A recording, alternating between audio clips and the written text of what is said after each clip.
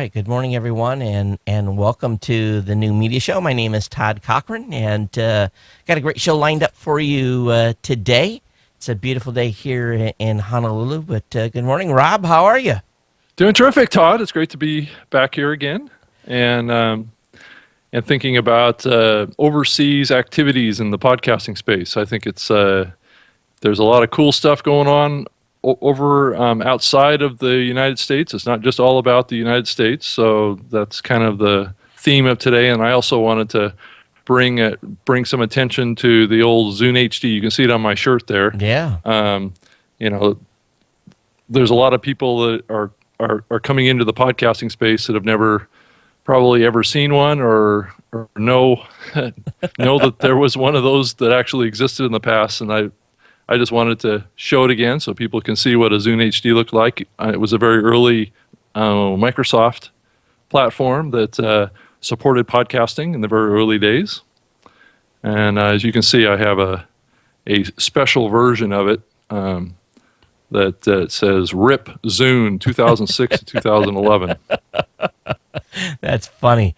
So you got that laser engraved upon its demise, yeah? Yes, exactly.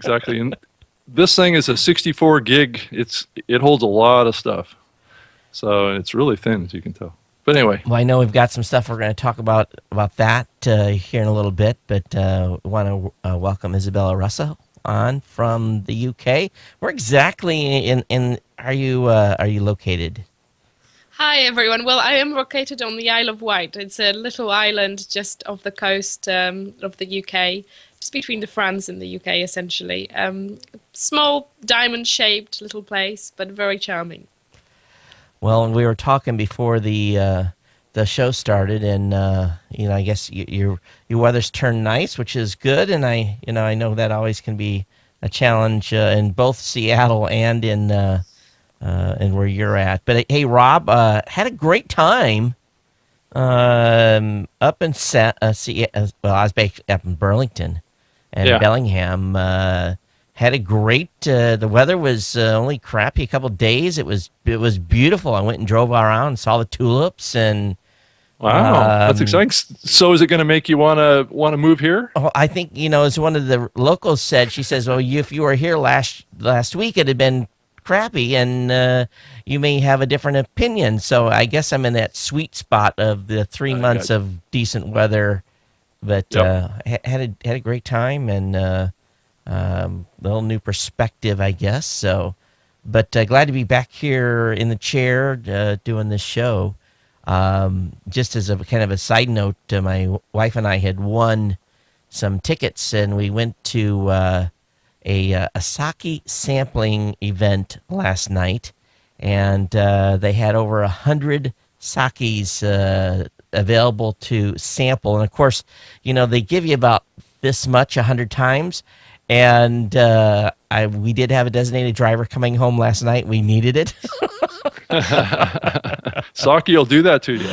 Yeah, and it was good. We found a couple of new brands we're going to probably put in stock in the liquor cabinet. But anyway, just I digress. So let's. I guess we can start off and just talk about what's going on in the UK. And I know that you guys are thinking about having a big event. So I guess catch us up on the scene of what's happening in the UK.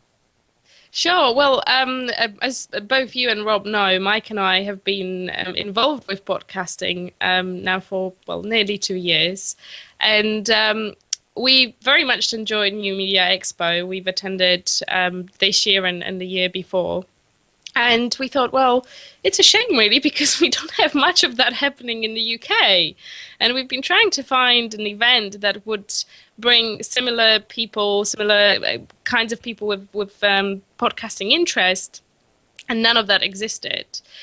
So we thought, well, why won't we try and organize something, see how many people are interested and who's out there in general. So as soon as we actually got back from New Media Expo, we started to plan our first event, which was scheduled for 29th of March. We've just set up a website, which is the ukpodcasters.com. And we started to run various social media campaigns, and our website slowly started to build up, and all the Twitter and Facebook following started to go up. And we started to sell tickets to our first event. We ended up having 26 people coming in. It was very informal, but we had some special guests. So we had Anna Piazza coming from Spreaker, talking to podcasters about just technicalities of how to actually broadcast to the world. We had UK radio presenter Robin Banks, who we've been working for quite a while with, and he was just sharing his knowledge as to how to be a professional broadcaster. And it was just very interesting. We suddenly discovered that there are people who are just like us, wanting to learn about podcasting, wanting to socialize with other podcasters, and wanting to learn more, eager to really learn. So after the meetup, everyone was just simply asking, so when is the next one? When are you organizing the next thing? And even though you may say 26 people is really not much, in the grand scheme of things, of course it's not. And when you compare it to the New Media Expo, it's just a tiny event. But it has to start somewhere. So it will not start with 1,000 people attending. And the UK is much smaller than the US is. But we actually had people coming over from all different corners. We had someone coming over from Devon. We had some people coming over from Scotland, so far north, which was really good. So we actually attracted a crowd from all around, and we wanted to see what will come out of that. Once the event finished, as I said, everyone was just really eager to get the next thing going on, and we actually surveyed people and said, well, when would you like to have the next event? The answer was 3 to 6 months from the last one. So we started to plan the next one, and we thought, well, it would be good to actually have a mini conference. So we are in the process of planning. We have the venue confirmed, which is in Birmingham, which is very central in the UK, pretty much for everyone. And we have a date confirmed, which is 16th of August. Tickets haven't got on sale yet. They will very soon. We are also in the process of setting a lineup of speakers. It will be one-day event. And yeah, so that's where we are so far. Well, it sounds like, you guys grassrooted it and have got it started. Do you have a sense then on, what your total size of, what is your available pool of, maybe Rob, you can answer this because I don't know what the total pool size is in UK. Do you remember what you had when you were at Microsoft, what the number was? Well, I would say that the UK market is probably the second largest kind of podcast consuming population or country. And then also, if you think about it, there's a lot of terrific podcasting coming out of the UK. Yeah. I mean, I would say that the biggest podcaster in the world is based there, and it's the BBC. So there is a foundation of podcasting there that's been very established for many, many years. I mean, from even the very earliest, years of podcasting. And so I think that, if you think about a lot of the shows that come out of there, they're listened to podcast listeners all over the world probably in a higher percentage than probably a lot of the shows that come out of the U.S. So I would say it's by far the second most important country in the world for podcasting, and I want to do everything I can to support that because I think there's a lot of terrific stuff coming out of that country right now, and that's why we're talking about it today. Well, I will just add that I'm glad you've mentioned BBC, even though it's such a great, as you said, podcast, and they've been around for ages. It kind of sets the wrong idea to people about what podcasting is about. Sure.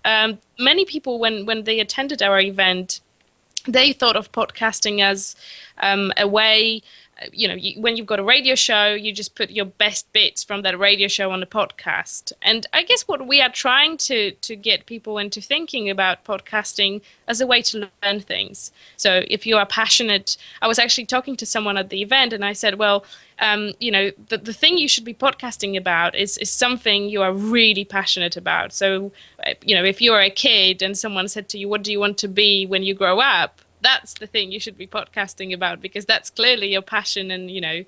if you still remember that, and you are still passionate, that's what you need to talk about.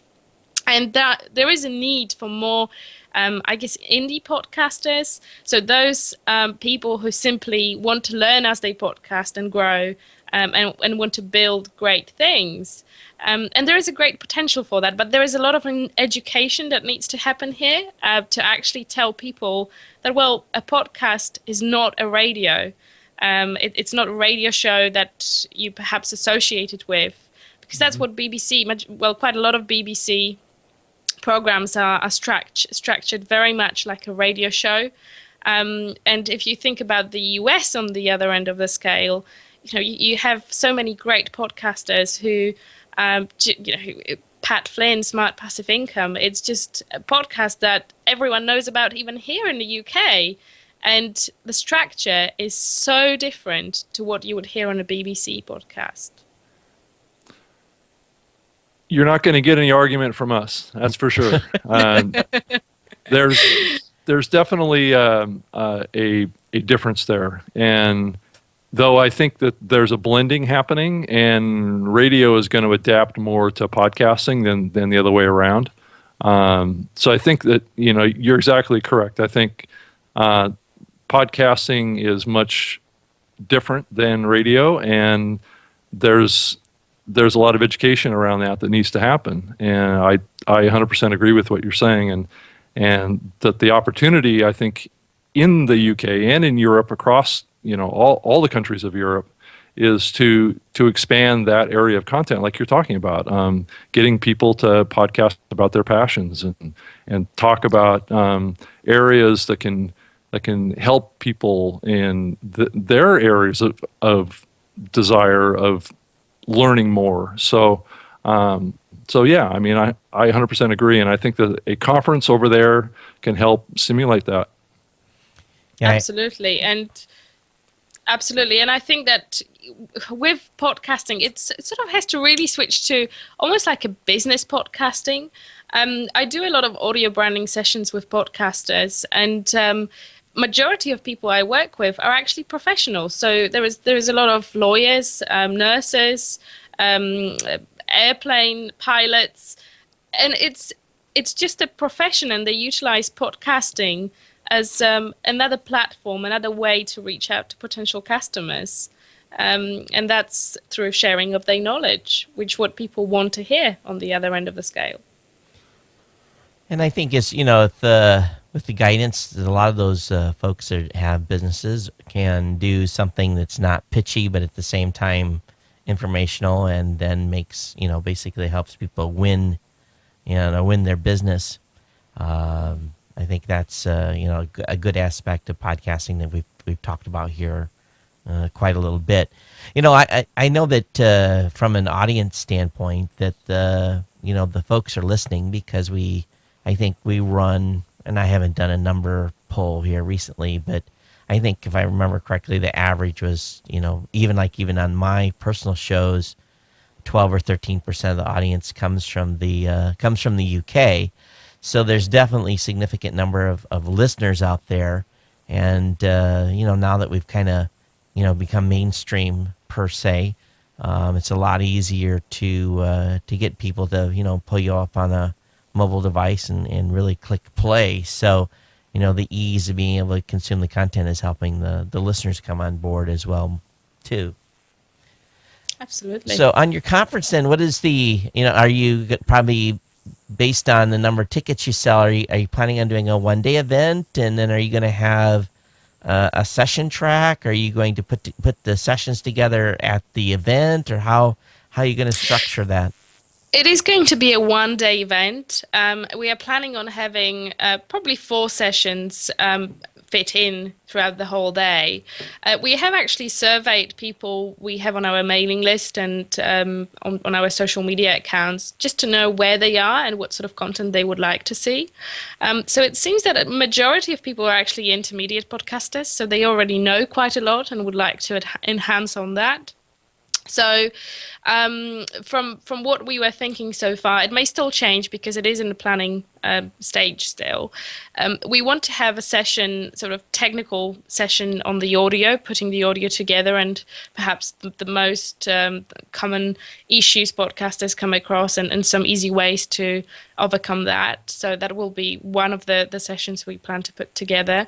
We would like to have something about marketing your podcast and just the general tools and various different things you can use to become more successful with reaching out to your audience and retaining it, as well as some couple of other sessions. One we were hoping to have around improving your speech as a podcaster, broadcaster, so sort of training people a little bit about what is okay and good to do and what are the things that perhaps you shouldn't do, and it's actually quite a shame because still a lot of really good podcasters make a lot of mistakes that could be very easily avoided. Sorry. No, me too. So we are hoping to bring an authority in the UK on that, so someone who trains broadcasters and perhaps transfer that knowledge onto the podcasting. Not all of it will apply because obviously when you broadcast live or on a show on a radio, you have to take into consideration other things. But we are hoping to really make it packed full of really good content. So a lot of takeaways. We are still in the process of talking to a potential keynote speaker, which I can't let any more details out at the moment yet, as they are not confirmed. But we hope to attract some interesting people to share their knowledge and to talk to podcasters in the UK. Yeah, I think I think if one piece of advice Rob and I can give you right off the top is really be wise in your keynote speakers, because what that really will do is once you do announce the person that you're working with, if they're a high profile type of person and they're a mover and shaker in the space, you're going to be able to attract a lot more people to the event. That just helps drive it's going to drive your ticket sales because people want to come just to hear that person. Absolutely. Although it's not, it is about filling the spaces. So we want to tell as many people as we possibly can about the event. And I hope that through all the things that we want to give them in the form of content, they will want to come in and attend. But we also plan to have an evening party. So we've actually, the hotel we negotiated with, they've got a wonderful VIP area at the bar, and they've agreed to hire it for us exclusively. So there will be plenty of opportunities to actually network with people as well, with a possibility to talk. So no loud music or things like that. So just a pure networking event as well in the evening. You mean? I'm so sorry. You mean you don't like the events where you go to and the audio is 5,000 decibels and you can't talk to the person next to you? I don't know who does, unless you are going to a concert of some sort. Yeah, that's the thing that drives me. What's going on here? I'm having problems with the switch. That's the thing that drives me crazy when I go to conferences and they have an evening event and you go there to network, and and I can't do it on the mic, but you have to talk really loud because. I know. Yeah, and then the next day you don't have a voice because you're hoarse. Right. That always happens to me. Yeah. And So we had an event one time where we had a DJ, and I said, "Listen, I want people to be able to talk. You're here to provide background music like the elevator." And he looks at me in disdain because he's used to turning the volume up. I'm like, "No, we're not here to dance.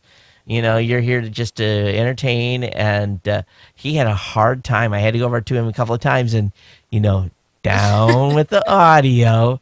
And So Yeah, he probably didn't like actually the idea that his music was being associated with elevator music, though, Todd. That's it. well, that was if you almost have to spell it out to people sometimes. Hey, Those musicians can be sensitive to those kinds of things. yeah.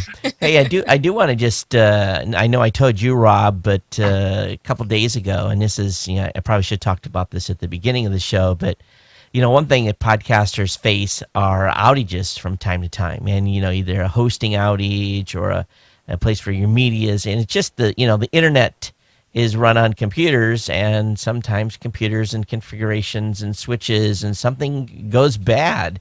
And the way I like to put it often is that sometimes an electronic component will let the smoke out. In other words, it'll a little capacitor or something will fry and it'll smoke a little bit, and then you're dead in the water. But Thursday morning, I basically came into the studio, did all my normal stuff. The site was up, and between here and driving my kids to school, my phone started beeping, and basically it was my monitoring service saying, "Hey, your site is down." And you're thinking to yourself, okay, it's probably needs to be rebooted. I haven't rebooted the machine in 9 months. It's probably that. And I called Angelo and I said, go over and look at it. And he says, dude, I can't even get into it. I'm like, that steps it up a level. And ultimately got on GoDaddy's website and basically had him reboot the server. Someone had to actually go, push the button. Push the button. Yeah. And that didn't do it. So we went to the next level, and basically the LAN card in the computer that runs my website had fried, and no LAN card, no internet. And during that it was about 2 hours. During that time, you're thinking in the back of your mind, are the backups done? When was the last time? You're thinking, making sure all these, because this machine's been running standalone for 3 years. You're thinking, I know I set all that up, but you'd start becoming a doubting Thomas almost. And I got back here to the studio and logged in. I'm like, okay, backups are there. Stuff's up in S3. If they have to replace a hard drive. I knew I was facing a number of hours of work, but yeah. But and that's one of the things too that I've learned over the years from having a couple of outages that you can panic, but it just really does no good, because it's, I guess for a better word, shit happens, and what can you do?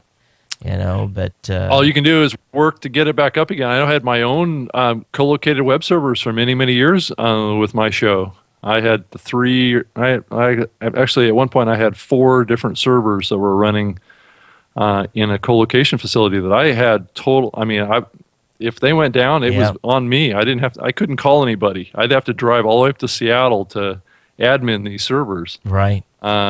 So I know exactly what you're talking about. I mean, anything can happen. I mean, you can just have, a fuse go or something, and the whole thing comes down. I mean, just a million things can happen, and that's what's great about today is that a lot of these platforms that we all put our podcasts on are like cloud servers and stuff like that. Yeah. And years ago, I moved all my co-location over to Rackspace Cloud. Back in the day, it was called Mosso, is what it was called, and that was prior to Rackspace acquiring it. But it's a similar kind of platform to what GoDaddy has, and I've been there ever since. And have all my websites and everything there, and it's all redundant. It's not on one box. Right. It's across a distributed network. And so I've never had an outage since. So that was one of the smartest things I ever did, was get off of my own co-located servers. Yeah, and I'm still on a dedicated box. So, if it goes down, it goes down. And, it got me to thinking a little bit, if it's time to make that change to a cloud type situation. But, I've got a great sponsor. Oh, you do? And, so, and I'm just going to have to start looking at their different offerings and see what they have. But it definitely is one of those, heart-stopping moments when your site's online. But it's if I was a BBC or if I was, maybe a little bigger network, personally, maybe I'd put in some redundancy, put in a secondary server, have, basically do load sharing. If one goes down, the other takes over. That's something I'll have to make. But, one outage in 3 years. Yeah, it's not bad, Todd. You got to look at the money. It's what's the, is it worth 2 hours of outage for not spending $2,000 or $3,000 extra dollars a year? Yeah. And but just added that as an aside. I want to get back to the UK discussion, but I do want to ask Rob.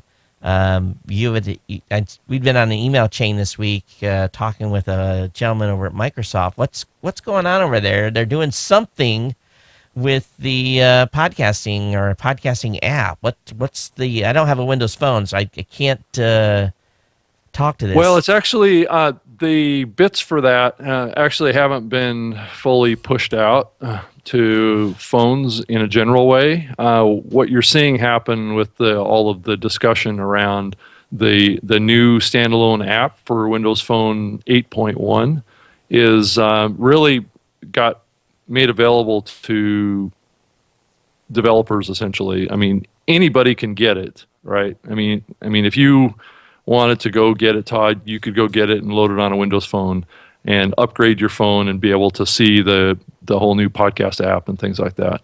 But mainly, it's being downloaded right now by journalists, tech journalists, and developers, and that's why you're seeing this kind of here over the last week, kind of a bump in conversation about the new direction of this podcasting platform for Microsoft. And it's I have a lot of details, but I left and some of the specifics of what they actually have done in this app. It is not 100% clear to me because things change as this product rolled out, and I was pulling myself out of that process as I was leaving to go to Podcast One. But they have this app. It's basically what you're seeing here is the migration from the Zune podcast service over to a service that's operated by Windows Phone.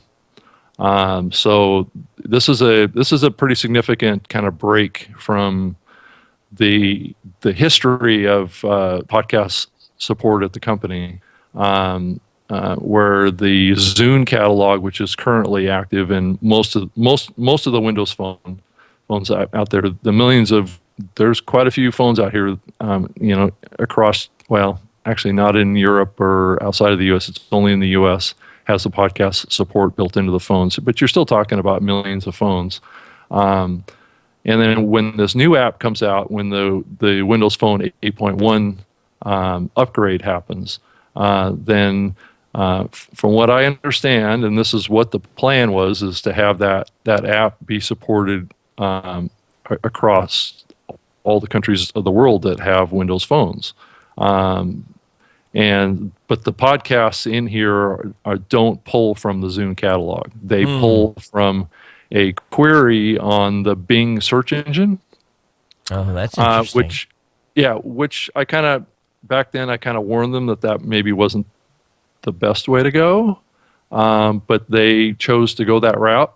And so what it's doing is it's pulling podcasts that are the RSS feed is visible to Bing. It's just a regular search against Bing to pull up podcast RSS feeds. So they don't have a directory per se. They do not have a catalog.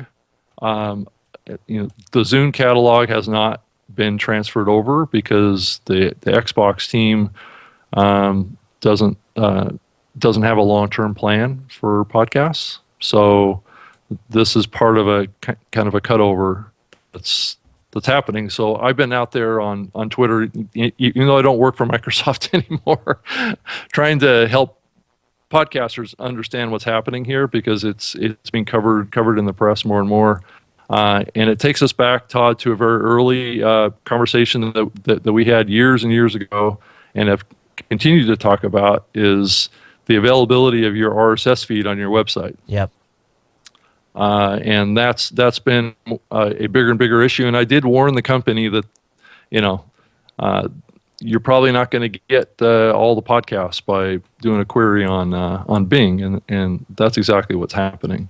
Not all of the podcast feeds are currently, available through search. So I'm just telling podcasters, if you want to be included in this, you probably have to go back to Podcast 101 and put your RSS feed back on your website again. Woohoo! Yeah, and some podcasters are probably not going to want to do that, just because they don't think that the audience opportunity is big enough to justify it, or I'm not sure why podcasters don't do it. Is it just because they Lazy. just don't think to do it? I think it's probably, there's a little bit of laziness, I guess, that could be attributed to this. But I think that's your best strategy. It needs to be probably on your homepage, and Bing will be able to pick it up when they spider your website. And that's going to be, from what I understand, that's going to be the only way to get your podcast to come up in search. So, Rob, did you download it? Do you have it on your phone? No, I haven't actually upgraded my phone to the 8.1 bits yet. No, I don't. I want to be able to get the version of it that's supported by AT&T. Yeah. So I'm more than happy to wait, because frankly I'm not all that, I'm going to say I'm not all that excited about the whole new podcast app. So so I think it'll be good as kind of a stepping stone, but also keep in mind that this app is now separate from the operating system. So there is an upside to this, and there's two of them. This app is now separate from the operating system, and it's gonna have a global reach. So the foundation has been set, right? And you can also add RSS feeds directly to the app, which the old Windows Phone or the current one that most people have, you can't add RSS feeds to the app on the phone. So it only comes out of the catalog. So there are some foundational things that were set with this. The availability of the app globally, and being able to add your own feeds, which users have been asking for.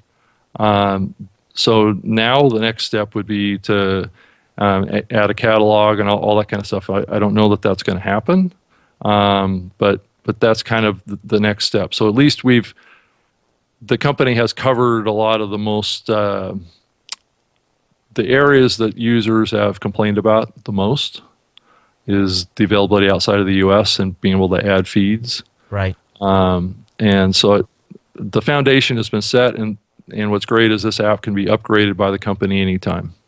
So it doesn't have to be tied into an OS update, which has been the history of this.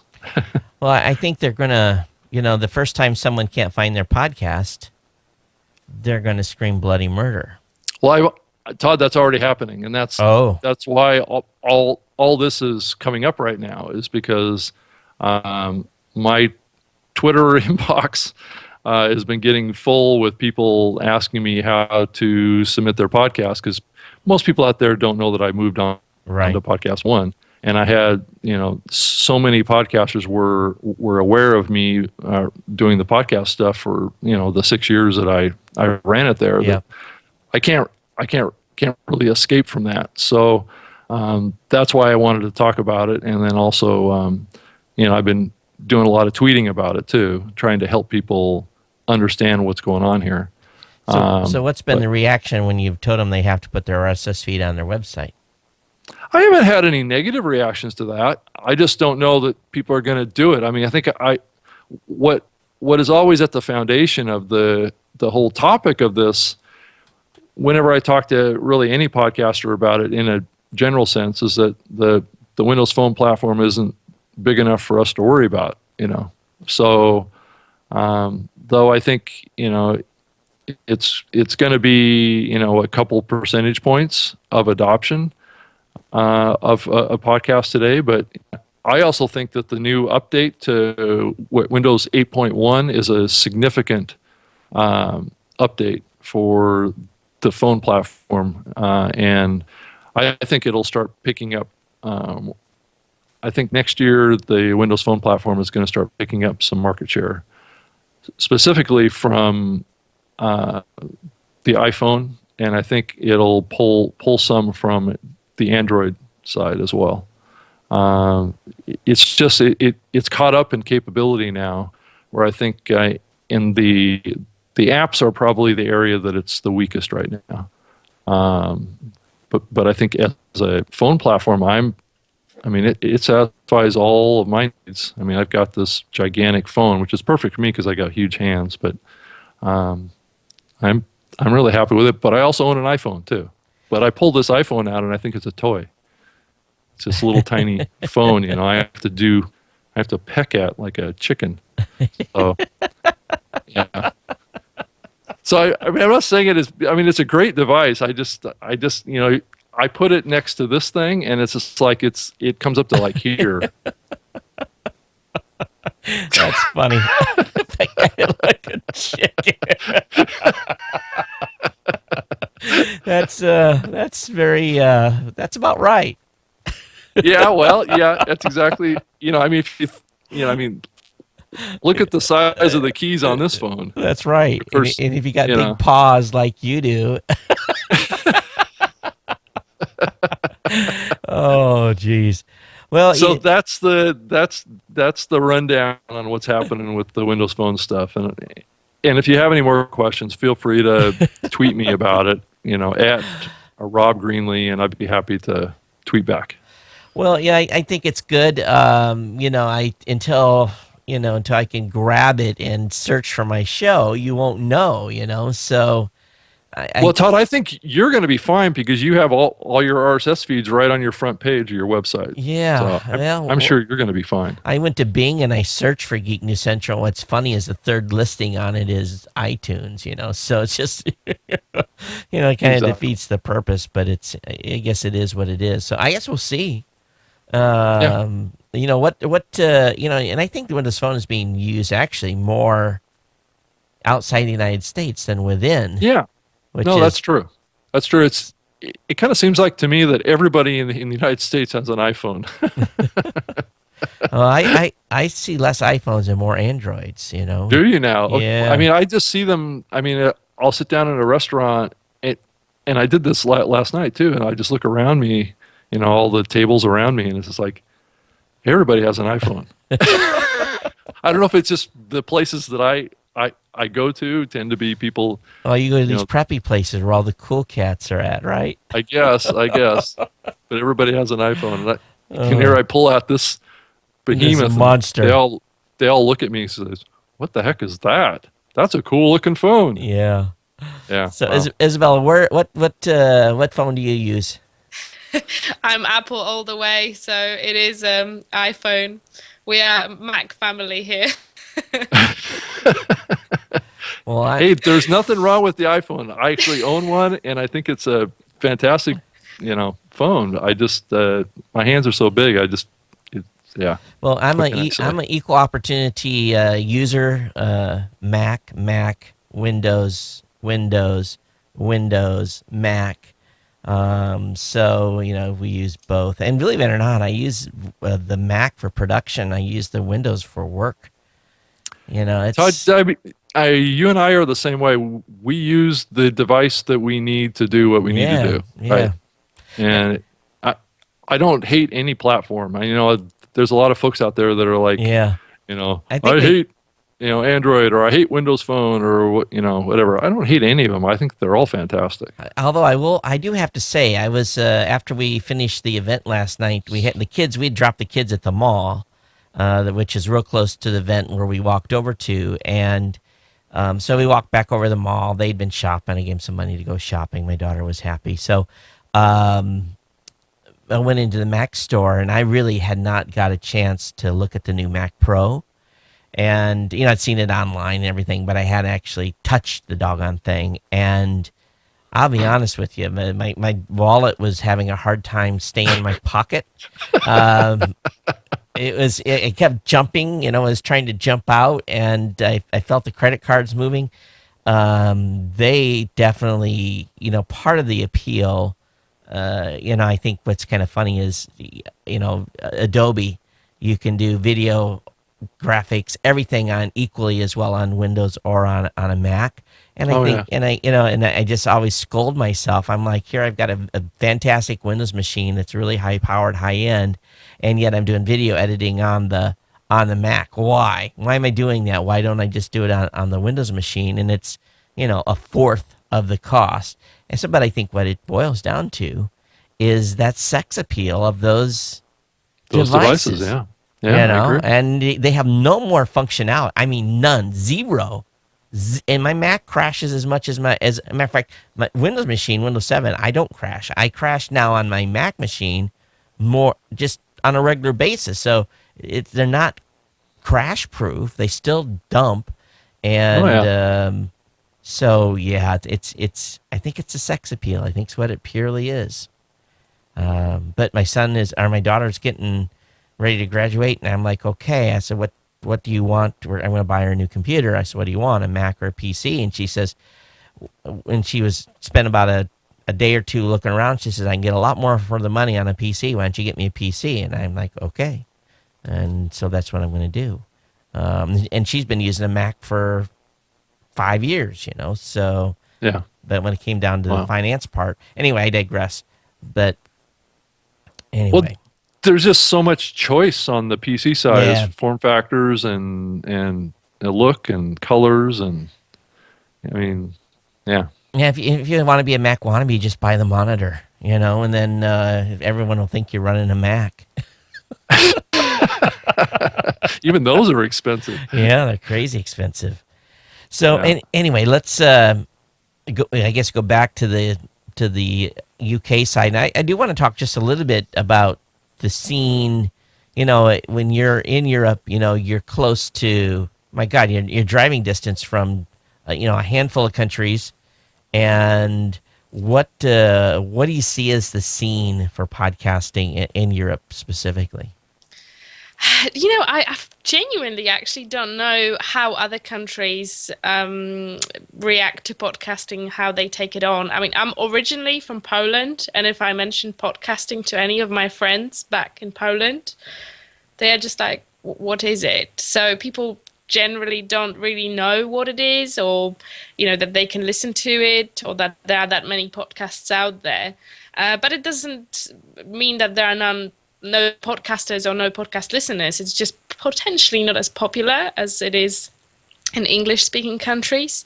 Because, of course, when you go outside of the UK, there are so many different languages. So, you know, it's just over the water. There's France with French, then you've got Spanish, then you have German, and a lot of Eastern European languages. So that is, I think, a big barrier at the moment for podcasters to go outside of the English-speaking countries like US, UK, Canada, Australia, or, you know, so I think it's going to be challenging, but it's not impossible. You know, I know that there's a huge podcasting scene in Germany, but we don't you know, obviously not everyone has German as a second language, and it definitely is one of those kind of I guess, for a better word, siloed podcast community. Yep. This past week, I spent a lot of time on the phone with a group of Brazilian podcasters, and we're working on some stuff for Brazil. And Brazil's got a huge, of course, you know, that's not Europe, that's South America, but, you know, we've got a huge podcasting community in Brazil, and obviously Spanish speaking. But the advantage we have there in Brazil is English is a second language for many. So some of them are doing their shows both in Spanish and in English. We've seen in Mexico there's some very, very big shows. Some of the biggest, from what I can see, originates out of Mexico. So I think some of those primary language countries, you know, Spanish is a high adoption rate across many countries. So I think, and even here in the United States too, obviously. But Rob, what do you think? Yeah, I've been really, really following this trend for a while now. That what you see typically happening in other countries around the world is that the podcasters that are podcasting from those countries typically podcast in their local native language, but yet those countries are big consumers of English podcasts from outside of their countries. That's a typical pattern that you see in non, Well, that's yeah. I mean, that's the pattern that you're seeing because most of the people that live in those countries natively speak the local language, right? Right. They feel more comfortable making content in the local language versus trying to do it in a second language that maybe they're not as good at. So the whole consumption of that tends to stay within that country or go to countries that are native speakers in that same language. So, what's been difficult about it is that I don't know that that the world is going to converge on this. I mean, because I've oftentimes thought about this because it's like you have the U.S. podcasters, and then you have podcasters in Europe and in other pockets of the country or of the world, but there's not a lot of kind of communication that happens between those things. It becomes very kind of segmented based on local language, right? And I also think that because of this, partially probably because of this, there was quite a lot of misuse of the word podcast in certain communities. Yeah. So what I can notice in our business, we work with a lot of DJs and they order audio and they actually call their sets podcasts, even though they are actually not podcasts in the sense that we mean.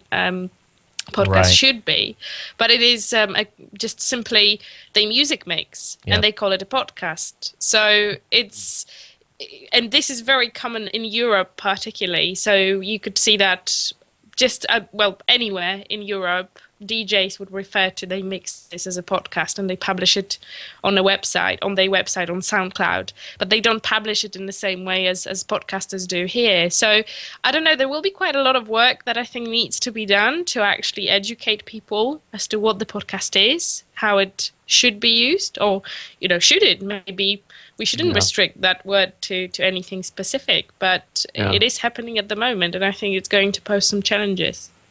Yeah, and one thing that we've, part of the discussion we've had this week is, I really can't go into the details of the project, but, basically our concern was to make sure that what we do, we have everything natively in Spanish.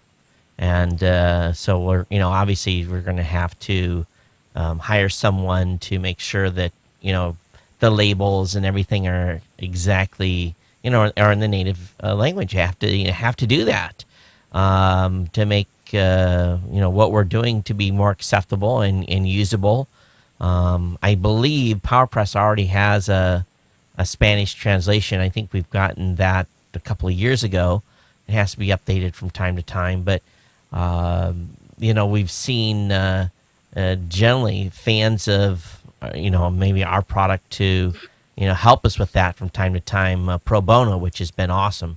But in this particular case, with the folks down in Brazil, we'll probably hire someone to make sure everything exactly right, and we don't use a word that means something else. There's dual meaning words in every language, and want to make sure that we don't. But offend anyone. you could actually question whether something like this is not going to take away from the experience, and I don't know. I mean, it's just, I guess, a doubt that is worth to consider in some way or another, because personally, when I listen to a podcast and I get used to the presenter, I get into the whole personality.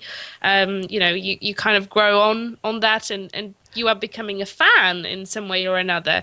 Is it going to be possible if it's just a pure translation? Well, is it going to be the same experience for the listener as well? We're not talking about a podcast per se. We're talking about a website or a platform. Yeah. Yeah, but still, podcasters will at some point be faced with with Oh, that yeah. question. You know, if you want to reach further audience, do you translate it? How do you talk to someone in other countries?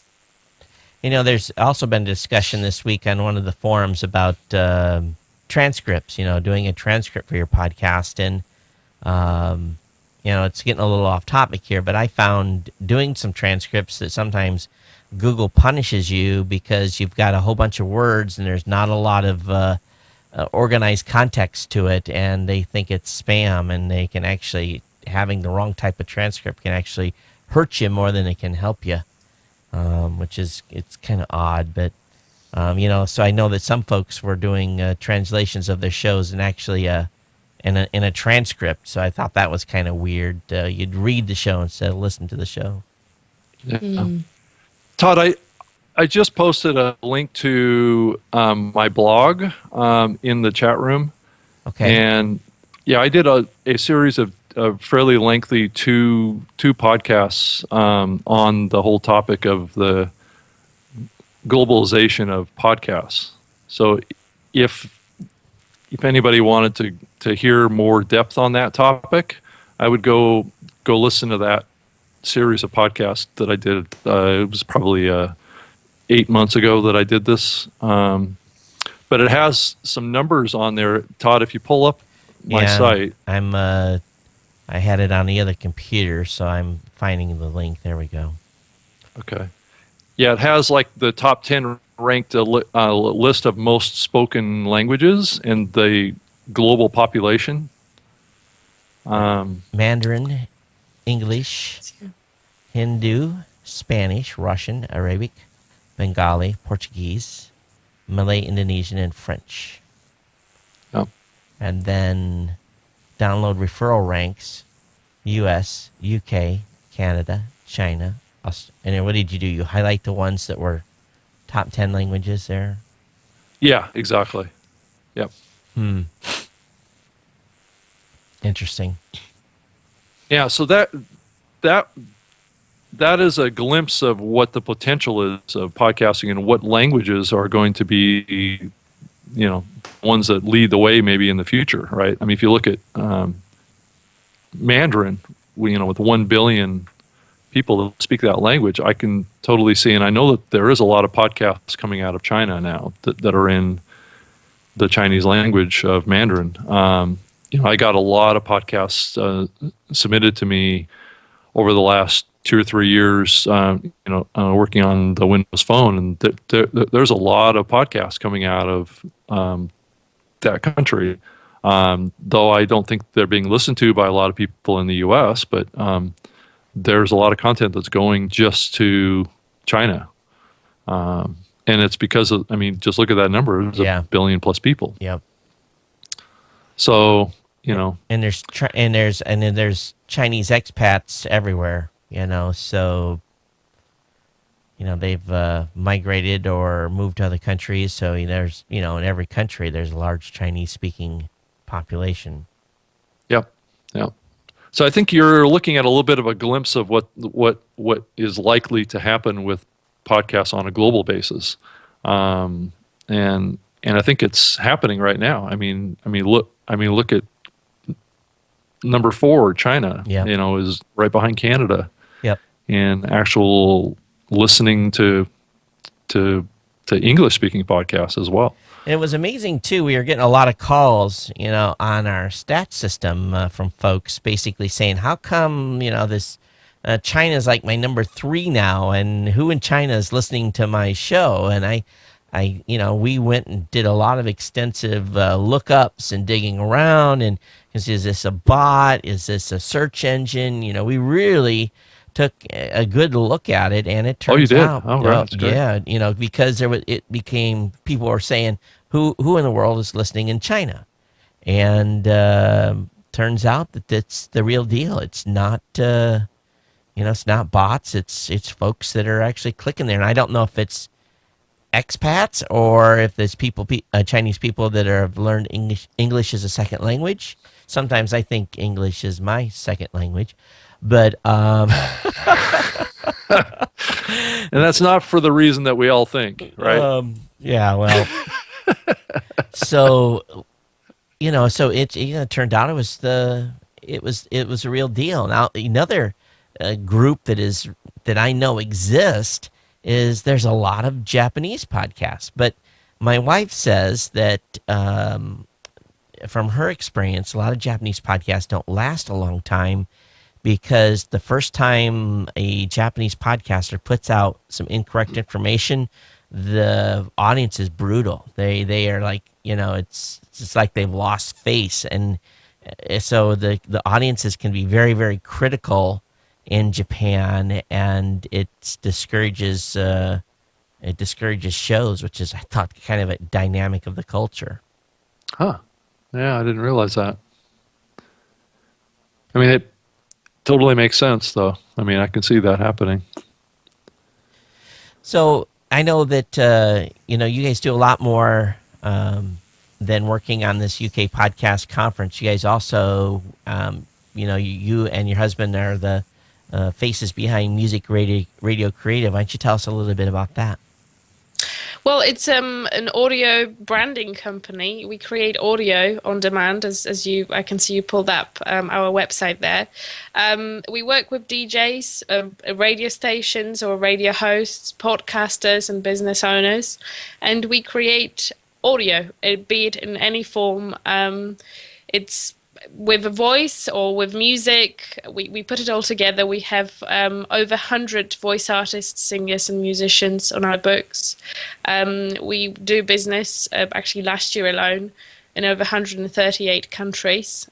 So it's a very much a global operation. We have voice artists that speak many different languages. We have producers based in different corners of the world, and we try to create audio that actually genuinely suits your brand. So we try to take a slightly, I guess, different approach to that. But at the same time, we allow you to order everything online. So it's up to you as to how you would like to structure your audio element. We can do as much or as little help as someone needs. We have a team of audio specialists. So quite often when you go onto the website, you will have a little window coming up to actually chat with someone in real life and help you with audio too. So, and it's amazing how much, I've seen, I know there's a number of companies here in the United States that do the same type of stuff. And I know you guys serve people here in the U.S. as well. How has someone turned me on to a website recently where you can actually, I think the artists themselves or the voice folks are there, and you can actually bid for them right on a specific website. Are those types of businesses affected you, or are those types of websites, or? Not really. I mean, it's a very different business model.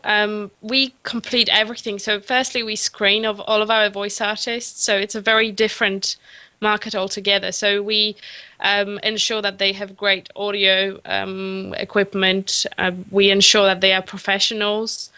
We actually sign agreements with all of our voice artists, so we protect our customers from misuse of audio that has been already created, for example, and things like that. And then we produce it, so we actually add royalty-free elements into the production. So it's not only the voice. Even if someone orders just the voice, it always goes through the producer, because what we do is we ensure that the audio, once it's recorded, you can obviously enhance it if it's needed. You can clean it up as well if it's needed again.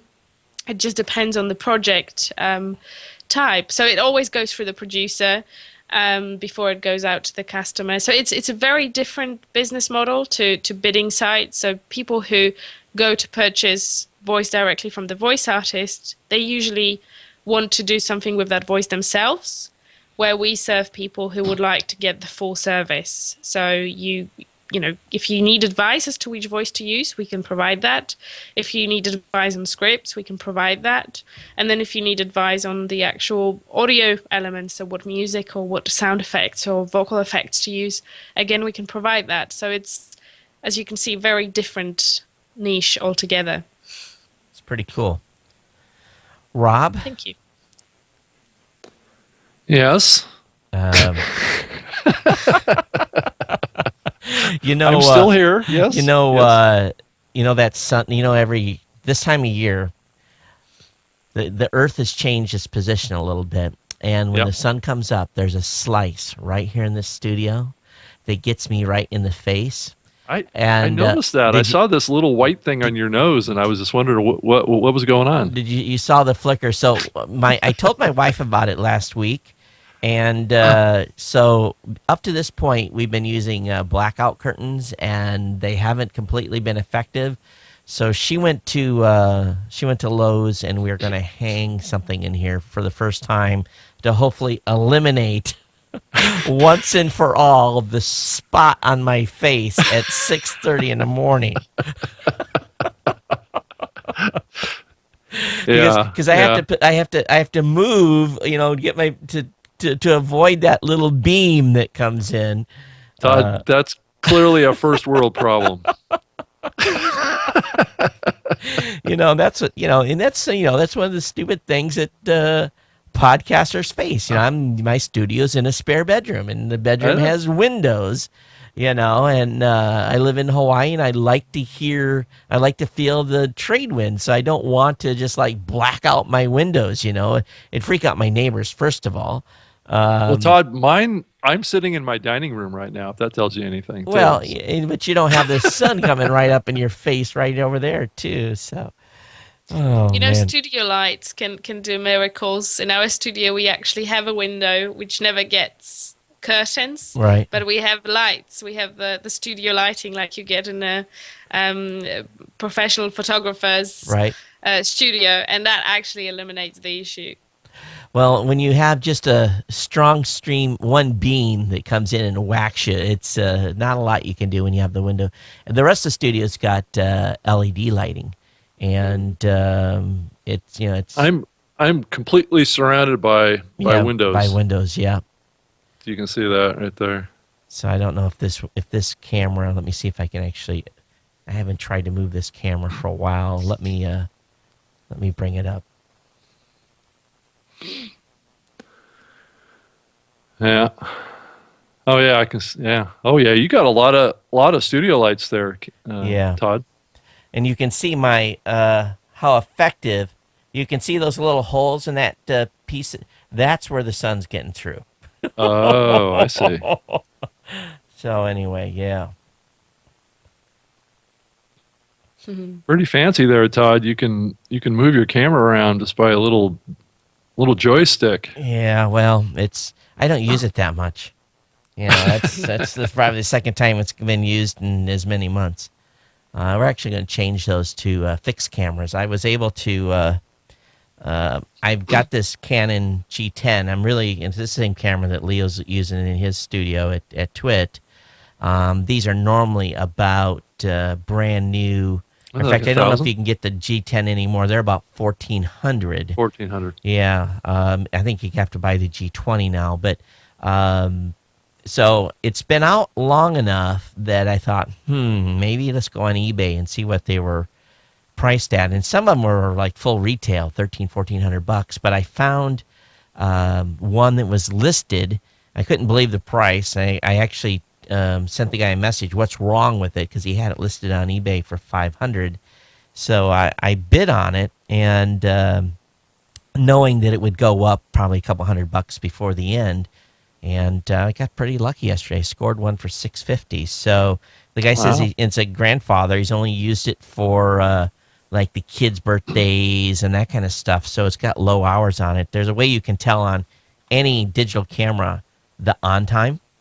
And I recommend people, when they're going to buy a camera, to ask the person to look in the menu system and tell you how many hours it has on it.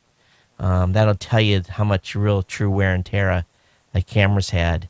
And like these cameras here that are my pro cameras, they probably got a couple thousand hours on them, which it's just like a car. The more hours you got on them, it's the more miles on them, the value gets driven down. It used to be when we used to have tape, they'd actually tell you the number of hours the drum actually got, was rolling and recording. But being everything now, and these cameras are now digital with sticks, you just have to worry about the optics package. So do they degrade over time, just based on heat and like that? I you just have to watch the color quality on this camera here that I have. I've had some troubles with white balance on that one and getting it to match this camera. That's, when you're running a couple of different cameras, you never can get them to completely match. So this one that's over here is the one I'm going to replace with the G10, and then I'll put this Sony on eBay. I'll sell him, and I'll probably get a couple $1,000 for him, get him out of here, because secretly, the optics in these cameras now, these newer consumer cameras, They're really good, right? They're really good, and if you've got the right light, the key is the light. If you've got right light, these are perfect. If you don't have the right light, you're never going to duplicate what a big lens camera can do for you. So, it's something, and plus I'll be able to get rid of some wires. I bought the HDMI to SDI converters, and they'll just sit right on it, and I'll have a single coax line going to the TriCaster. Hey, Todd, you told us, I think it was a couple months ago or a month ago or so, that you were working on a package for somebody that wanted to buy your complete CES production. Yep. Did that all go through? It did, and what happened is during CES, a guy came up to me and says, "Oh, you've got exactly what I need. I want this." And I said, "You can have it Friday, and and you can come buy it. You can pick it up in your car and take it away. All you got to do is bring me cash, and no cashier checks, cash. Or we go to the bank and we get cash." And I gave him a quote, and he about fell over. And he says, "This is used equipment." And I'm like, "Yeah, used equipment that gets used." And so when I go back to Hawaii, I have to order new. And he says, "Well, can you order me new?" And I said, "I will." And I came back and I did I basically did a consult, and I got paid a consultation fee, and he got dropped $37,000 worth of electronics. Wow. Actually, $37,000. That's it, huh? Actually, more than that. It was because the sale of the TriCaster I did through a third party. So he spent about $60,000 or $65,000 to build his portable studio.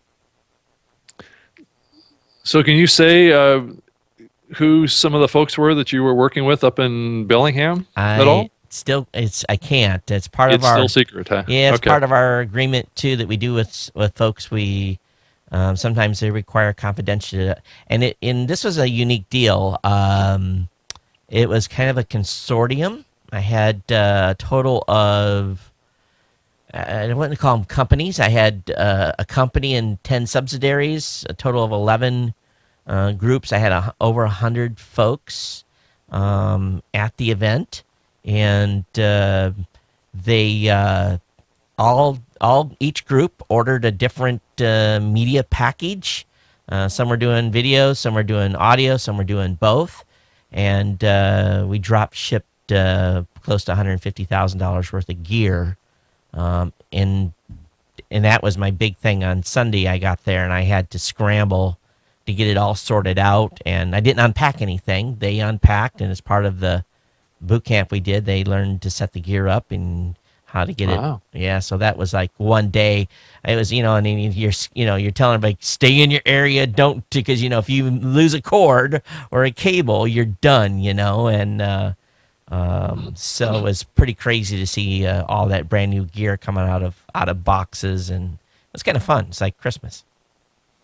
So do you do it all by yourself, or do you have a team that goes out? I do it all by myself, and I have a script. This one was unique. We've never done equipment before, so this is the first time where we ever did equipment. We've always gone like a 3-day deal, but this one here added the equipment component to it.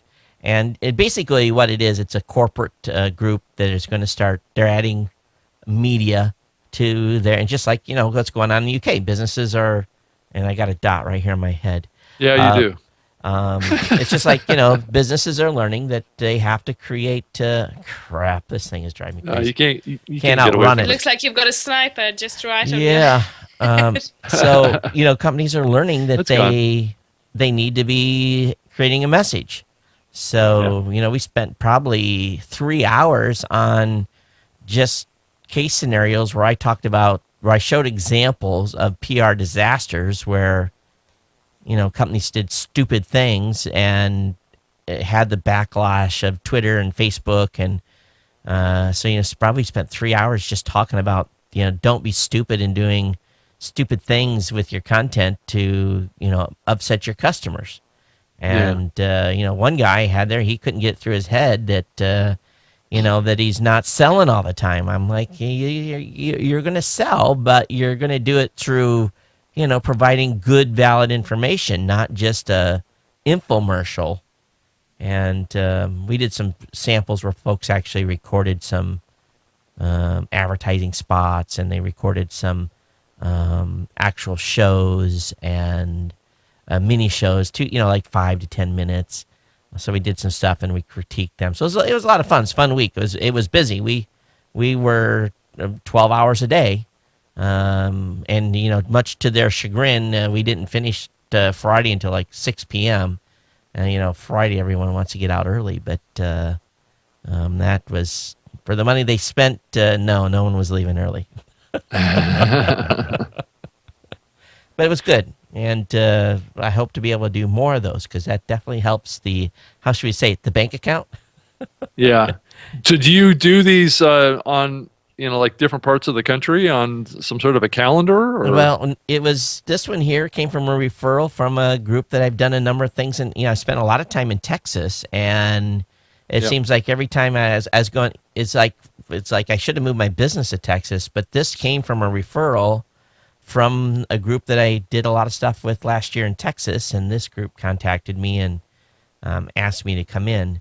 I've done a couple of different things too. I've done events where I come in after a disaster, where a company has really made a big boo-boo and got a backlash, and I kind of come in post PR cleanup and try to help make sure that type of strategy doesn't happen, or make sure they don't do that again.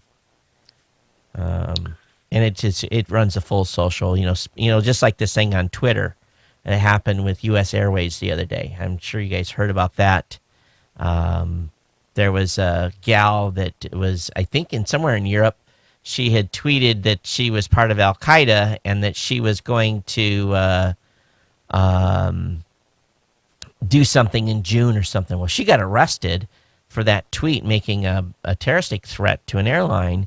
But what ended up happening then was a bunch of kids were like, "Oh, you're going to arrest her, so they started doing sympathy tweets, and one of the tweets was not safe for work in a big way. It was basically a naked woman with it wasn't good, and so somehow U.S. Airways retweeted that. And, oh no! To their followers, and here they have this tweet with a pic attached of a naked woman, and it wasn't pretty. It was definitely R-rated, and so it's that type of a situation. I'm thinking, oh man, maybe I can get a gig with U.S. Airways to go in and talk to them about the stupidity they did on this retweet. So it's those types of events that I do from time to time. I can't move to escape this light. No, you can't. No, well, yeah, that's not going to help you either. Moving off the camera view. Oh man! And also, this past week we had a issue come up with the shutdown of Mevio. Yeah, finally. Yeah, they finally pulled the plug. What's interesting here is that. And this is something we dealt with. We helped probably 20 to 30 podcasters move off of Mevio, and they were audio guys that had been around for a while. It's like 2 years. Yeah, and I was really surprised at that, because I thought that they totally got out of audio. 2 years ago, they shut everybody off. Well, it turns out that the backlash was so big that they turned it back on. Well, the second that they would have turned it back on, if I was on Mevio, I would have been out of there. I'd have immediately made plans to leave. But a bunch of these folks rolled the dice and did nothing. And, And the guy's like, I got 497 episodes, and then we can basically query the RSS feed, and we can pull the data All over. the data. Yeah. But Mevio had a max of 120 episodes that they would have in an RSS feed. And so he's like, what do I do? I'm like, well, you're going to have to re-upload the 380 or whatever. That's, we'll make it easy for you. Just give us the links, and we'll, cut and paste links into a spreadsheet or something. So he went into Mevio. He actually was smart. He deleted he deleted 120 episodes. So now his feed had 120 older. He said, okay, pull it again. So we pulled it again. So it basically took us like 4 times of doing that to get his media moved over. But if you're on Mevio and you haven't moved, too late. It's I think they're done. I think they've shut it down completely. But I guess it's not surprising. I wasn't surprised. Yeah, I think that companies companies are going to go out of business. Right. That's going to happen. I think where the mistake gets into with all these companies is that they give such a short notice to people to transition. Right. Didn't they give like just 10 days or something like that? Yeah, 10 days. Yeah. Yeah. I think that's not enough time. Well, 10 days is a lot. The last company that went out gave 3. Well, And that's even worse. It was right? in 2 days before Christmas too. Yeah. Yeah. Yeah. That's So- even worse. So, yeah. But Yeah. If you're going to shut down like that, I think you need to give your users probably a month notice. yeah, I would think so. But if you may not be able to. If you're It depends. You're right. if you're privately held, you can probably do that. If you're a public company, you may not be able to say. Matter of fact, you may not be able to mention anything until you go into bankruptcy. You might because of the stock effect, is going to be affected. Yeah. So who knows? What? No, I don't think Mevio had that situation. No, no. They only burned $39.8 million. Over a pretty long period of time. Didn't those guys launch like back in 2006, Yeah, I think? something like that. Yeah. So I guess they made their money last a long time. But I'm thinking to myself, crap, what I could have done with $39.8 million. Yeah. You look at to me that's an incredible amount of money to be able to spend on a new media platform. Because I know I know what I spent on ours. They had a lot of podcasts that were running out of there, but they were definitely pushing more on the video side for a long time. I got a lot of their feeds, and they also had a branch over in the UK too, and they to kind of bring that in. They had a part of that company that was producing content for the UK and Europe also. So I'm assuming that probably shut down too, unless the UK side is still in operation, which I'm not sure. I haven't heard anything about the UK operation in a while. Have you heard anything about UK Mevio at all over there? No, sorry. I wish I could help, but it doesn't ring any bells. Yeah, so I think they shut that down a long time ago. And I haven't listened to Adam and on his show to see if he made mention of it. I'm sure they talked about it, but I haven't looked yet. John C. Dvorak And the Adam Curry. No Agenda show. Yeah, the No Agenda show. I haven't listened to them in a couple of months. So okay, and it's hard to listen to that show. It's 3 hours. I didn't know it was that long. Is it that long? That's crazy. Yeah, they do 3 hours. It's nuts. I'm not going to escape this dot. No, you're not. So I'm going to try something different maybe to get rid of the dot. So we'll put you up, Rob, and I will stand up and use my little... But Todd, we like the dot. It looks so becoming on you. It's like you're wearing a piece of jewelry.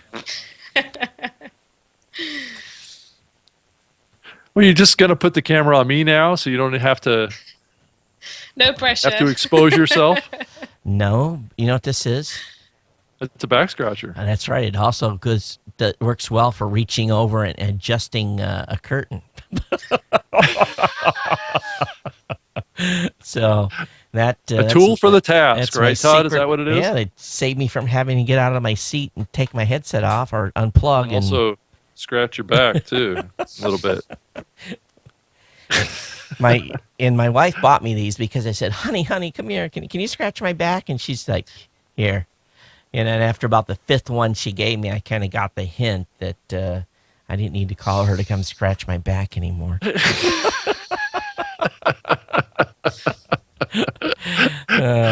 That's all I'm good for is bringing you stuff and scratching Lucky your back. I didn't right? get it slapped across my face. Don't ask me again.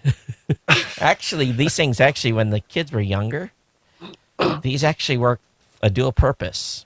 I'll bet they did. Yes, they do. And this way there, and this way on the behind. So it's made of bamboo, so it has a little bit of a give to it. So Just a little bit of a give, right? my mom used yardsticks on me. So she used to go to the fair, and at the Now, fair, those don't have much give. at the fair, you could get yardsticks, and they weren't really that good. So whenever she used a yardstick on me, she broke them. So she'd get more mad when she broke yardsticks. And they weren't like the wood ones that the schools had. They were the cheap, flimsy ones that you got from the fair.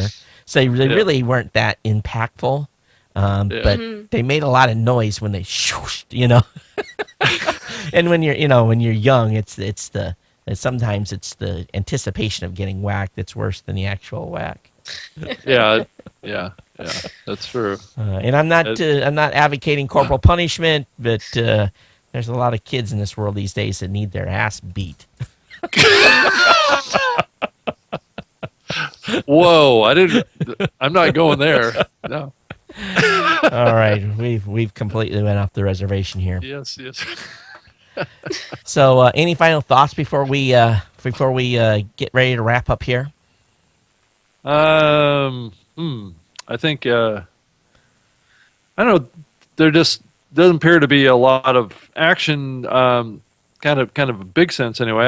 I've been keeping an eye on the iTunes world a little bit, and there does seem to be a pretty steady flow of new shows and new content coming into the podcasting space. It seems to be kind of exploding. I saw some numbers. I can't remember exactly where I saw it. Was it the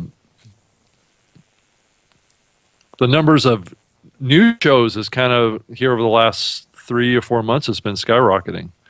So I think we're seeing a lot of growth. I just hope that we are also seeing a corresponding growth in audience listeners to the podcasting space. And I haven't seen any current numbers on that, but I know that there's a lot of content coming out, and usually when that's happening, there's also a lot of churn too. Yeah, There's a lot of shows that are getting shut down, and there's always new ones kind of coming. But that's really good that a lot is happening, and with events such as the podcast movement, or any other formal gatherings for people with the same interests, it's not only going to gain some traction in the world of actual podcasters, but also the listeners, because we do need some publicity for people to discover podcasts as some form of educational platform or even entertainment. So it's brilliant to see that so much is actually happening, and it seems that 2014 is going to be the year for podcasting truly this time around. I will make one small announcement, and it's something that you're going to start seeing our messaging starting next week, is that we've had it in plans for a while. Up to this point, Blueberry.com has been a opt-in community where folks can come in and add their show at will.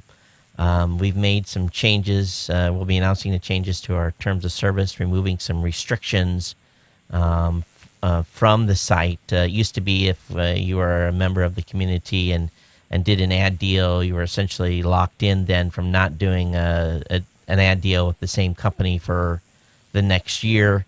We feel that we're confident enough in our position in the space that in the way the space is moving right now that we don't really have to have that particular restriction on. So we're removing that, and that's going to basically eliminate one of the big factors folks have had to being on the site because they didn't want to be tied into that part of the terms of service. So we're going to be announcing, well, it'll start coming out next week, that change. And at the same time, Blueberry is going to move from more of a community base to more of a directory base. We're going to be expanding and bringing a lot of shows into the site. We'll be informing the podcasters that they can claim the show, so it's going to become more of a directory. And and what it really is being driven by is listeners are using our site now a lot more. We're pretty shocked on the growth that we've had on the listeners that come in and pick the shows that they want to have a subscription to, and then they are using our MyCast system to subscribe either via the mobile device or on a Roku or a set-top box, be able to consume the content. So you're going to see a rapid growth in the listings that are available at blueberry.com as more of a directory than a community. All the same services are going to continue to be available, the stats and the tie-in with PowerPress if they so desire, but that's one of the changes that we've had planned for a long time that we're actually now going to start implementing. Wow. That's exciting, Todd. That's good. Yeah, and, really what it is there's what we've looked around, and there's, besides iTunes, there is no other single source for really the entire inventory and being actively managed of podcasts in the entire space. And, I think there's 20,000 shows listed on the site now. I expect that number maybe to go to 200,000 based upon some of the initial queries we've done in looking at active shows in the space. Yeah, I agree. I mean, we've talked about this a lot in the past, that there's iTunes and then there's a bunch of other players out there, but they all have just a subset of the total, like a Stitcher or maybe has like 28,000 podcasts. That's about all they have. Yeah. I know Zune at the peak of me working on it, I think it had like 35 or 40,000. And then you look at the iTunes, they're over, who knows really how many podcasts are active in that platform, but we're assuming that it's in the 200 plus range. Yeah. And that's really, I think, because they have invested in building out catalogs for each country around the world. They're really the only platform, I believe, that has built that. So it's... And what's driving this, too, is we've got a number of app developers that are using our platform now to feed, basically you load the app, and even though the app is app XYZ, when you pull the data, it's actually pulling our database.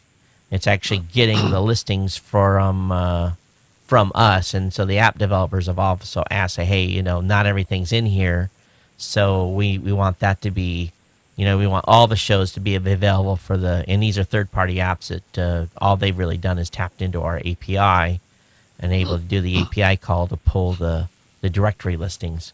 So they don't have to know, and the main thing is that the app developers can focus on the apps. They don't have to worry about the directory. The directory is maintained by us. And so it'll help those app developers too, and getting a bigger user base. Yeah, no, that's all great, Todd. I think you taking a leadership role in that, I think is really going to be good overall for the industry. And we're trying to be careful too. We understand that sometimes people are sensitive to having their shows added to a third-party site, and we've actually done a bunch of stuff within the site to suppress, and this is kind of a weird thing because the websites don't normally do this, but we've done things within the site to suppress Google from indexing. And last thing we want is when you search for New Media Show to find the Blueberry listing to be number one. You want newmediashow.com to be found as number one in the Google search listing. So we're being real careful to make sure that we don't, because we could real easily, because most of these guys don't worry about SEO, we could very easily probably beat them in their own SEO game, but that would be counterproductive and stupid on our part. So we're just trying. So is there any any restriction on people that maybe don't own their shows being able to submit their shows to your platform? What will happen is if someone doesn't own, let's say it's a listener and they submit a show, Yeah. what will happen is that we will go and use the metadata within the RSS feed to contact the original podcaster and say, hey, your show has been submitted. Here's how you claim it.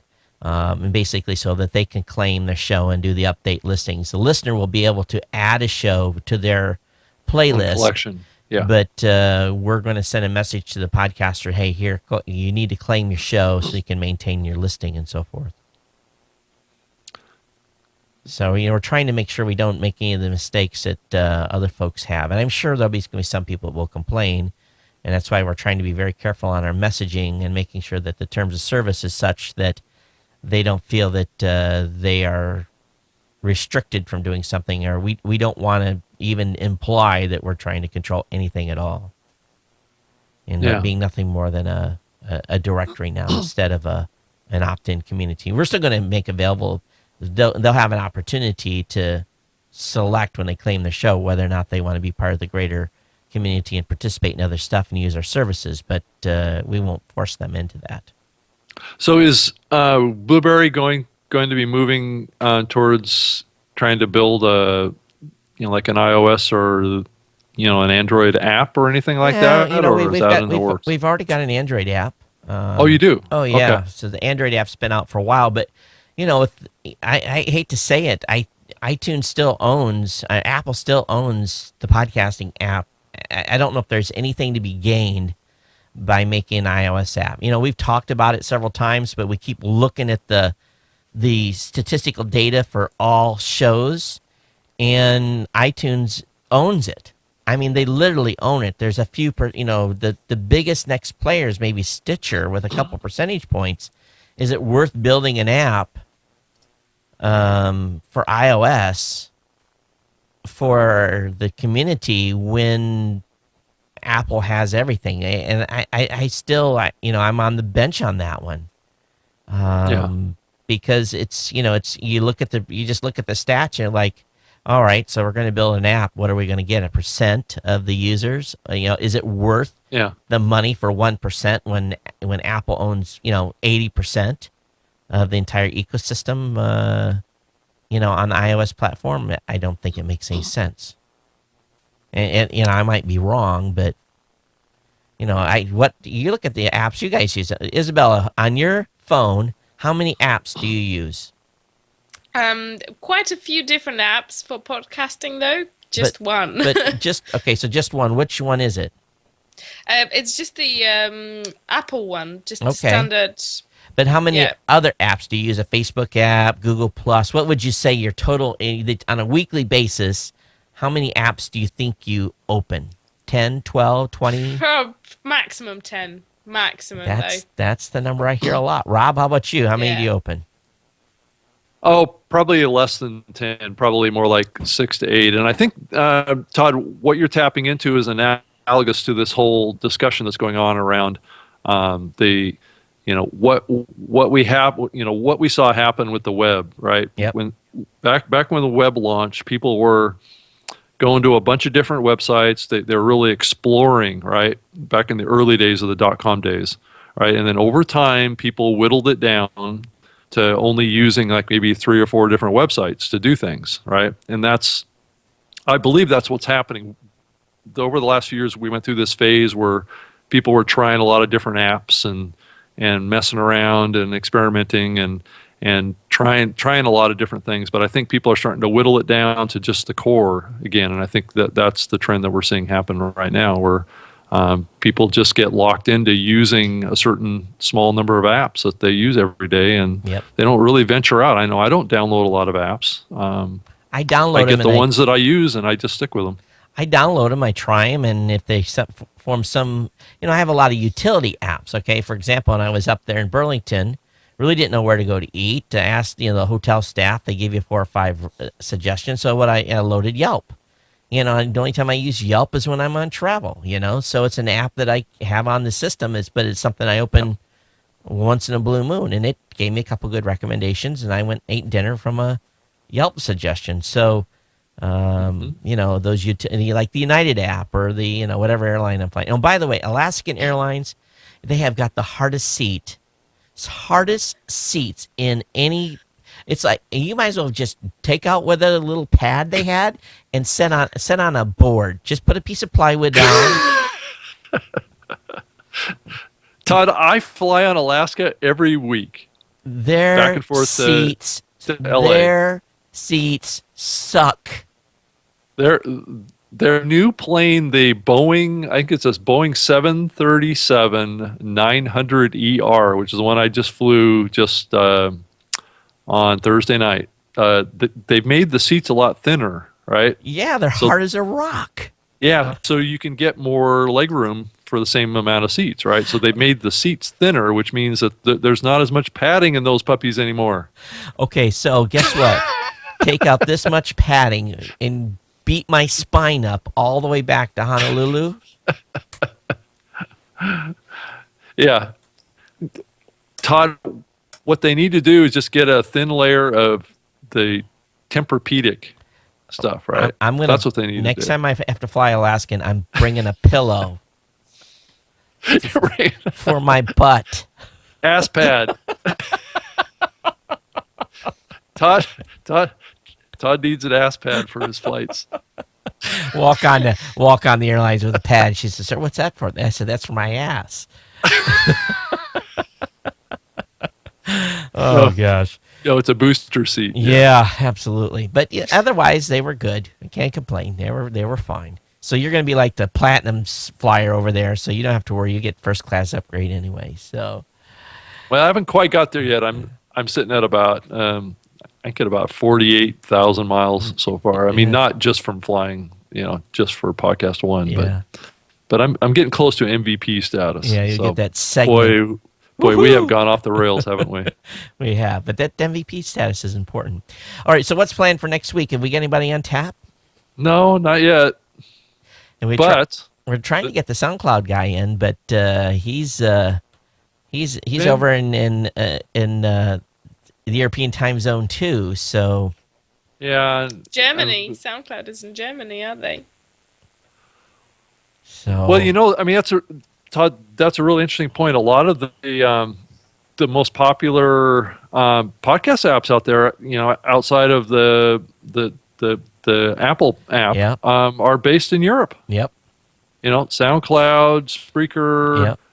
Is it Downcast? Again, Germany, yeah. There is a lot going on in Berlin specifically. Yeah. There is actually a lot of people say around in Europe that Berlin is the center of all of that happening. So there are a lot of really good companies there.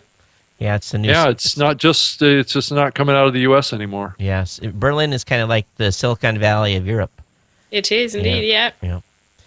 Okay, well, we'll let the audience know. You can just watch the website and watch our Twitter accounts. You can follow me at Geek News or Rob at Rob Greenlee. You can email us here at the show as well. If you've got a guest you want to suggest, it could be Todd or Rob at newmediashow.com. And Isabella, where can they find you? Well, since we were talking about the UK podcasters, I think that will be the most relevant one to share. It's at UK_podcasters on Twitter or simply ukpodcasters.com. And you can see what we are doing for the podcasting scene in the UK. Well, we want to thank you for spending time with us here this morning. I know it's late in the afternoon for you. And Thank you for having me. Yeah, absolutely. Appreciate it. Rob, thanks for the rush getting around this morning on your slightly oversleep. So Throw myself together and jump in front of a camera. No. yeah, but I'm off to a soccer match this morning. My son is getting ready for a national event in Riverside, California. So they are. Wow. Yeah, he's going to nationals with his team. He's a U10, 10-year-old boys group. So. We are in the throes of being soccer mom and soccer dad here. So that happens around the 4th of July weekend. So that will definitely be off at that time. But anyway, I hope everyone has a great Easter. Be safe out there. And Rob, thanks. Yeah, thank you. And thanks for listening and watching the show. And everyone, take care. We'll see you next time. Aloha.